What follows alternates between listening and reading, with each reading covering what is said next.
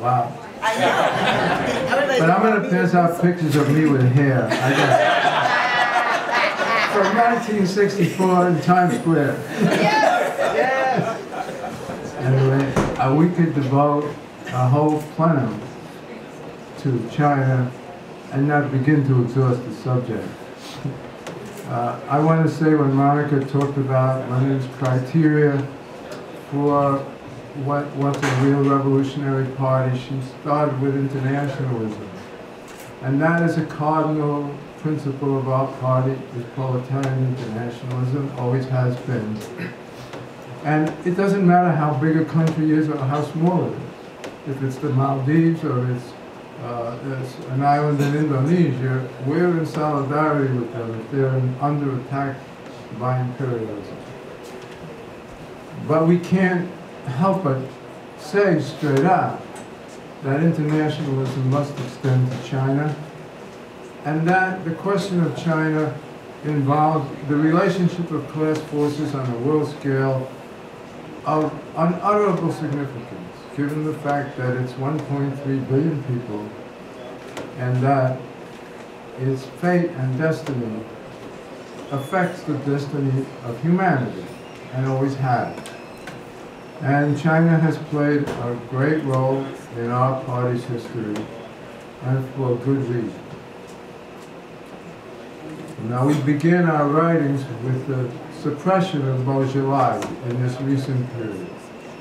And for those comments who may want to read much more about it, the literature is there, but suffice it to say that Bourgeoisie represented a tendency within China, in the leadership, that wanted to slow down the capitalist, march down the capitalist road in China. And the fact that he was suppressed set off alarm bells, not just among us, but among all revolutionaries around the world. But I want to go back and just make sure that everybody here is on the same page with respect to China. The victory of the Chinese Revolution in 1949 was one of the greatest events in human history. This is a fundamental starting. When they swept away the landlords and the capitalists and the imperialists and declared the Socialist Republic of China, it was one of the greatest advances for humanity and the liberation of hundreds of millions of mainly peasants, but also proletarians. It's very important for us to know that when this revolution took place was when the witch hunt in the United States began. People think of the witch hunt as having begun with the USSR. That's true in a broad sense, politically, the Cold War atmosphere, the anti-communism. But the actual witch hunt, going after people and trying to put them in jail, began when the Chinese Revolution triumphed. And the McCarthyite committee said, who lost China? Wow, that's deep. Who lost China? For us. China was supposed to be ours when the smoke cleared after World War II and all those hundreds of thousands of troops that we threw into the Pacific on taking these small islands. The end result was supposed to be taking China. This huge mass of hundreds of millions of people for exploitation. And U.S. imperialism went into a rage over it, that they had lost the great prize of World War II. And so the witch hunt began here, and the anti-China campaign began furiously. And political tendencies in the United States in many ways were measured by the degree to which they could stand up to this witch hunt against both the USSR, but especially China, which was encircled immediately by imperialism. And the Korean War was like supposed to be a first stage of a war to be carried into China just the way the Vietnam War was supposed to be the beginning of a war to be carried over into China. China was the big prize for imperialism because of its masses.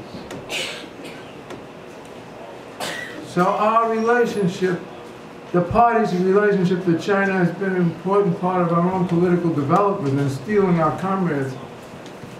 Aside from the national question in the United States, the question of China and the USSR was the other questions that defined us politically. So we followed it very closely. And we always sort of tried to figure out what was going on in China. And during that struggle, we could see there was always a struggle between the left and the right in the party. And we followed it through the Cultural Revolution, when the left tried to triumph, all the way down to when the left was defeated and more capitalist rogue elements took over under Deng Xiaoping. So while our first relationship to China was to defend it against imperialism and its revolutionary side, our new relationship to China is deep and profound concern over the advance of capitalism within the socialist framework of China. This is what we are so concerned about, and it has importance for all the oppressed and the workers of the world. So what we wrote about was to, first of all, tell all our friends around the world and in the United States there's something to defend in China. Do not give up what has not been lost. Do not say the counter-revolution has come just because we see capitalism, as repulsive as it is, as hostile as it is to socialism and the state-owned industries in China and the old socialist social structure, as much as it's a cancer eating away at this social structure. There's a structure there that still exists, including the Communist Party, as Kazim said, and also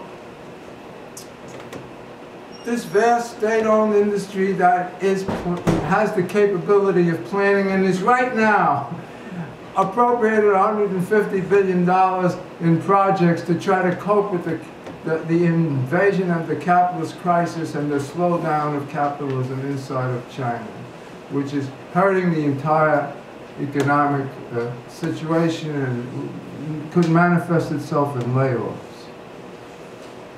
So this is really, I don't have time to go into it in a great depth, but it's just more or less of an appeal to the communists to study this. Study it so that we can tell the movement the class truth about China, both the negative side and the positive side. And I think we should have, even though it looks very dark over there, we should have a revolutionary, optimistic attitude towards China. And I'll tell you why. It's like Kazim said, it's not based on we wish, it's based on science. Now Kazim said correctly that the Chinese Communist Party saw what happened in the USSR. And they're going to take a lesson from that. Right. But there's another part to it. The Chinese workers. The Chinese workers saw what happened in the USSR, and they also know what's happening in China right now. Right. Right. See, the Soviet workers got blindsided. They had no idea what was coming. They didn't even know there was going to be a capitalist counter-revolution. They had no inkling of it, but they were out of the political process altogether, and passive, and unorganized, and completely not in a combative mode. The Chinese workers have seen capitalism right in front of them. They experienced the market side of market socialism, which is a nasty side. And so they have the direct experience. And the idea that this would deepen and that somehow the whole system would be turned over to these parasites is not going to be easy to put over, no matter how far the political leadership goes to the right. So the very contradictions of capitalism within inside of China, both because of the domestic capital that exists and the international capitalist crisis that's invading the country, is the very thing that may put the Chinese workers and the left on the road back toward the socialist solution to their problems. And I want to finish this way. In 1948, a guy named Jack Belden wrote a book called China Shakes the World. If this thing keeps going and the Chinese workers can come back and make a new way forward and get rid of this capitalist poison and expunge it from society and get back onto the socialist road, China will shake the world again. Yeah. And it'll be the workers that do it.